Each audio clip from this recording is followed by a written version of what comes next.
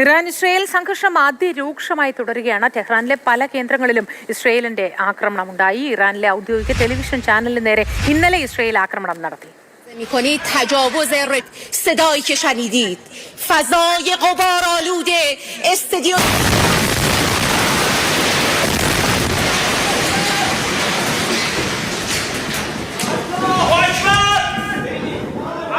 ഇറാനും തിരിച്ചടിച്ചു. ഇസ്രയേലിലും കനത്ത ജാഗ്രതയാണ്. അശ്വജിത് സി വിശദാംശങ്ങളുമായി നമുക്കൊപ്പം ഇന്റർനാഷണൽ ഡെസ്കിൽ നിന്നും ചേരുന്നു.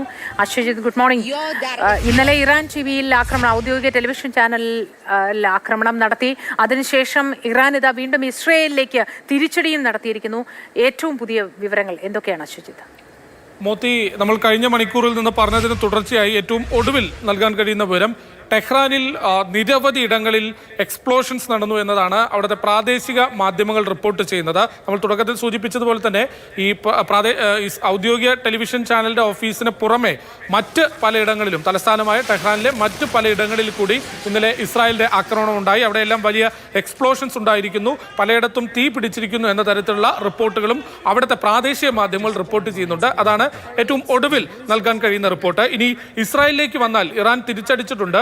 പല മിസൈലുകളും ഒരുപക്ഷെ ഇത് വ്യോമ പ്രതിരോധ സംവിധാനം വഴി തകർക്കാൻ കഴിഞ്ഞു എന്ന് ഇസ്രായേൽ അവകാശപ്പെടുന്നുണ്ട്. പക്ഷേ എത്രത്തോളം വലിയ നാശം ഇസ്രായേലിൽ ഉണ്ടായിട്ടുണ്ട് എന്നത് വരും മണിക്കൂറുകളിൽ അല്ലെങ്കിൽ വരുന്ന മിനിറ്റുകളിലേ പുറത്തു വരാൻ കഴിയും. അവിടെ നേരം പുലർന്നു വരുന്നതേ ഉള്ളൂ. പുലർച്ചെ 6 മണി 7 മണി അടുപ്പിച്ചാവുന്നതേ ഉള്ളൂ. ഒരുപക്ഷെ അടുത്ത മണിക്കൂറുകളിൽ കൂടുതൽ വിവരങ്ങൾ ഇസ്രായേലിൽ എത്രത്തോളം വലിയ നാശമുണ്ടായി എന്നത് സംബന്ധിച്ചുള്ള കൂടുതൽ വിവരങ്ങൾ ഉടൻ പുറത്തു വരുന്നതായിരിക്കും. ഒപ്പം ഈ ഇസ്രായേലിലെ ഹൈഫ പട്ടണം, അവിടെ കഴിഞ്ഞ ദിവസങ്ങളിലും അത് ഇസ്രായേലിലെ ഒരു തുറമുഖ പട്ടണമാണ്. അത് വളരെ വ്യാവസായികമായും വളരെ പ്രാധാന്യമുള്ള ഒരു പട്ടണം കൂടിയാണ്. ആ മേഖല കേന്ദ്രീകരിച്ചുകൊണ്ടാണ് ഈ ഇറാൻ കൃത്യമായി ആക്രമണങ്ങൾ നടത്തിക്കൊണ്ടിരിക്കുന്നത്. ഇന്നും അല്ലെങ്കിൽ ഇന്നലെ രാത്രിയും ഇന്ന് പുലർച്ചെയും ഒക്കെയായി ഹൈഫയിൽ തന്നെ ലക്ഷ്യമിട്ടുകൊണ്ട് ഇറാൻ മിസൈൽ വർഷിച്ചു എന്നതാണ് ഏറ്റവും ഒടുവിൽ ലഭിക്കുന്ന വിവരം. ചില ദൃശ്യങ്ങൾ ലഭ്യമായിട്ടുണ്ട്, അതിലേക്ക് പോകാം.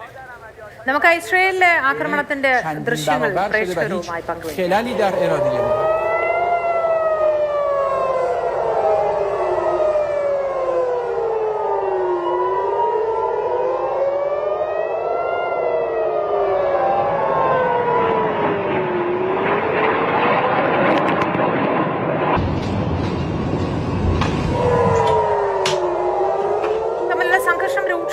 തുടരുന്ന സാഹചര്യത്തിൽ ഈ വിഷയത്തിൽ ഉടൻ പരിഹാരം ഉണ്ടാകുമെന്ന് ഡൊണാൾഡ് ട്രംപ് ഇപ്പോൾ സൂചന നൽകുന്നുണ്ടല്ലോ അശ്വജിത്ത്. തീർച്ചയായിട്ടും മോത്തി, കഴിഞ്ഞ മണിക്കൂറിൽ ലോകം ചർച്ച ചെയ്ത ഒരുപക്ഷെ അന്താരാഷ്ട്ര മാധ്യമങ്ങളിലൊക്കെ നിറഞ്ഞു നിന്നത് ഡൊണാൾഡ് ട്രംപിന്റെ പ്രതികരണങ്ങളും തുടർന്ന് വൈറ്റ് ഹൗസുമായി ബന്ധപ്പെട്ട് വന്ന നിർദ്ദേശങ്ങളുമൊക്കെയാണ്. അതിലേറ്റവും പ്രധാനം ഇപ്പോൾ ഒടുവിൽ നമുക്ക് ലഭിക്കുന്ന വിവരങ്ങൾ പ്രകാരം ഡൊണാൾഡ് ട്രംപ് G7 വെട്ടിച്ചുരുക്കിക്കൊണ്ട് G7 ഉച്ചകോടിയുടെ സമയം വെട്ടിച്ചുരുക്കിക്കൊണ്ട് തിരിച്ച് അമേരിക്കയിലേക്ക് തിരിച്ചിട്ടുണ്ട്. ഇന്ന് രാത്രിയോടുകൂടി, ഇന്ത്യൻ സമയം രാത്രിയോടുകൂടി തന്നെ അവിടെ എത്തുമെന്നതാണ് പ്രതീക്ഷിക്കുന്നത്.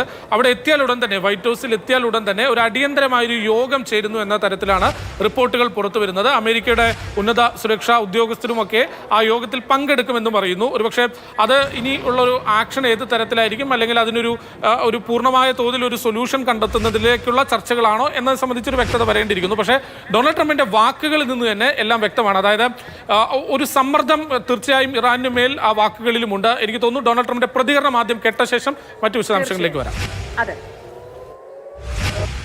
I gave Iran 60 days, and they said no. And the 61st, you saw what happened. Day 61. So I'm in constant touch. And as I've been saying, I think a deal will be signed, or something will happen, but a deal will be signed. And I think Iran is foolish not to sign one. Look, Iran should have signed the deal. Modi, ട്രംപിന്റെ വാക്കിൽ തന്നെ ഉണ്ട്. തീർച്ചയായും ഒത്തുതീർപ്പ് ചർച്ച എന്നതാണോ ഉദ്ദേശിക്കുന്നത് Trump?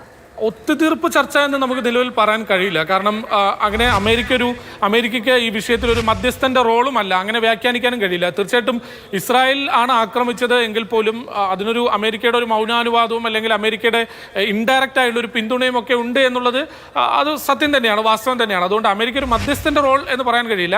അമേരിക്കയെ സംബന്ധിച്ച് സമ്മർദ്ദത്തിലാക്കിയ ആണവ കരാറിൽ തീർച്ചയായിട്ടും ബന്ധപ്പെടുത്തി ആ ഒരു ഇതിലേക്ക് കൊണ്ടുവരാനുള്ള നീക്കമാണ് അമേരിക്ക ഇസ്രയേലിലൂടെ നടത്തുന്നത് എന്ന് വേണം മനസ്സിലാക്കാൻ. തീർച്ചയായിട്ടും ട്രംപിന്റെ വാക്കുകളിൽ നിന്ന് വ്യക്തമാണ്. ഇറാന് മറ്റു മാർഗങ്ങളില്ല, അവർക്ക് ആ ആണവ ഡീലിൽ ഒപ്പിടേണ്ടി തന്നെ വരും. ഈ സിറ്റുവേഷനിൽ ട്രംപ് എടുത്തു പറയുന്നുണ്ട്, ഈ ഇറാൻ മണ്ടന്മാരാണെന്ന് തോന്നുന്നില്ല, ഈ സിറ്റുവേഷനിൽ അവർക്ക് ഇത് മറ്റ് മാർഗങ്ങളില്ല, കൃത്യമായി അത് ഡീലിൽ എത്തേണ്ട സാഹചര്യം വരും എന്ന് ട്രംപ് എടുത്തു പറയുന്നുണ്ട്. ഒരുപക്ഷെ ട്രംപിന്റെ വാക്കുകളിൽ തന്നെ ആ ഒരു ഭീഷണിയും അതിന്റെ ഒരു സമ്മർദ്ദ തന്ത്രവും ഒക്കെ ഉണ്ട്. അപ്പോൾ ട്രംപും തീർച്ചയായും അല്ലെങ്കിൽ അമേരിക്കയും തീർച്ചയായും ഇതിലൊരു ബെനിഫിഷ്യറി ആയി മാറുന്നു. ഇതിലൊരു തീർച്ചയായിട്ടും അവർക്കും അതിന്റെ ഒരു പൊളിറ്റിക്കലായ രാഷ്ട്രീയമായ ഒരു നേട്ടം അവിടെ ഉണ്ടാക്കുന്നു എന്നുള്ളത് തന്നെയാണ് ട്രംപിന്റെയും കൂടെ ലക്ഷ്യം.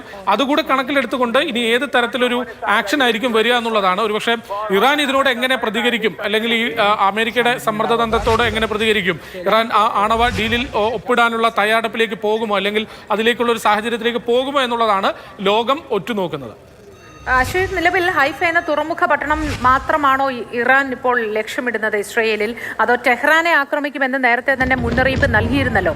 അതുമായി ബന്ധപ്പെട്ട വിശദാംശങ്ങൾ എന്താണ്? അവിടെ മുന്നൊരുക്കങ്ങൾ എന്തൊക്കെയാണ് ഇസ്രയേലിലുള്ളത്? നമ്മുടെ ഇന്ത്യക്കാരെ സംബന്ധിച്ച് ഇന്ത്യൻ അധികൃതർ പറയുന്നത് എന്താണ്? മോദി, ഹൈഫ പട്ടണമാണ് ഒരുപക്ഷെ കഴിഞ്ഞ ദിവസങ്ങളിൽ യുദ്ധം തുടങ്ങി ഏതാണ്ട് 1-2 ദിവസങ്ങളിൽ ജെറുസലേമും ടെൽ അവീവും ഒക്കെ കാര്യമായ നാശനഷ്ടങ്ങൾ ഉണ്ടാക്കിയിരുന്നു. ഇറാന്റെ മിസൈലുകൾ ഈ 2 പട്ടണങ്ങളിലും ചെന്ന് പതിക്കുകയും അവിടെ ആൾനാശം ഉൾപ്പെടെ ഉണ്ടാവുകയും വലിയ കെട്ടിടങ്ങൾക്കടക്കം വലിയ നാശം ഉണ്ടാവുകയും ചെയ്തിരുന്നു. കഴിഞ്ഞ ദിവസങ്ങളിലാണ് ഇന്നലെയും ഇന്നുമൊക്കെയായി, അല്ലെങ്കിൽ ഇന്ന് പുലർച്ചെയും ഒക്കെയായി ഹൈഫ തുറമുഖ പട്ടണം കേന്ദ്രീകരിച്ചുകൊണ്ടാണ് ഇറാൻ ആക്രമണം നടത്തുന്നത്. അതിന് തന്ത്രപ്രധാനമായ ചില കാരണങ്ങൾ കൂടിയുണ്ട്. ഹൈഫ ഇസ്രായേലിനെ സംബന്ധിച്ച് തുറമുഖ നഗരമാണ്, വ്യാവസായിക നഗരമാണ്. അത്തരത്തിൽ ഒരു വലിയ ഡാമേജ് ഉണ്ടാക്കാൻ, വലിയ നാശനഷ്ടം ഉണ്ടാക്കാൻ ഈ മേഖലയിൽ ഒരുപക്ഷെ കഴിയും എന്നതുകൊണ്ട് കണക്കിലെടുത്തുകൊണ്ടാണ് ഇറാൻ ഈ മേഖല കേന്ദ്രീകരിക്കുന്നത്. ഇനി മോദി ചോദിച്ച ആ ചോദ്യത്തിലേക്ക് കൂടെ വന്നാൽ, ഈ ഇന്ത്യയെ സംബന്ധിച്ചിടത്തോളം ഇറാനിലുള്ള ഇന്ത്യക്കാരെ ഒഴിപ്പിക്കുന്നതിന്, പ്രത്യേകിച്ച് ടെഹ്റാനിൽ നിന്ന് ഇന്ത്യക്കാരെ മാറ്റുന്നതിന് ധാരാളം ഇന്ത്യൻ വിദ്യാർത്ഥികൾ ടെഹ്റാനിലൊക്കെ ഉണ്ട്. അവരെയൊക്കെ മാറ്റുന്നതിനുള്ള നടപടിക്രമങ്ങൾ കഴിഞ്ഞ ദിവസം തന്നെ കേന്ദ്ര സർക്കാർ തുടങ്ങിക്കഴിഞ്ഞു. അർമേനിയയിലേക്ക് അതിർത്തി വഴി അർമേനിയയിലേക്ക് മാറ്റുന്നതിനാണ് കഴിഞ്ഞ ദിവസം വിദേശകാര്യ മന്ത്രാലയം ശ്രമമൊക്കെ തുടങ്ങിയിട്ടുള്ളത്. ഇന്നലെ തന്നെ കേന്ദ്ര സർക്കാർ അവിടെയുള്ള ഇന്ത്യൻ പൗരന്മാർക്ക് അടിയന്തരമായി അവിടെ നിന്ന് സുരക്ഷിത സ്ഥാനങ്ങളിലേക്ക് മാറാനുള്ള നിർദ്ദേശവും നൽകിയിട്ടുണ്ട്. ശരി അശ്വജിത്ത്.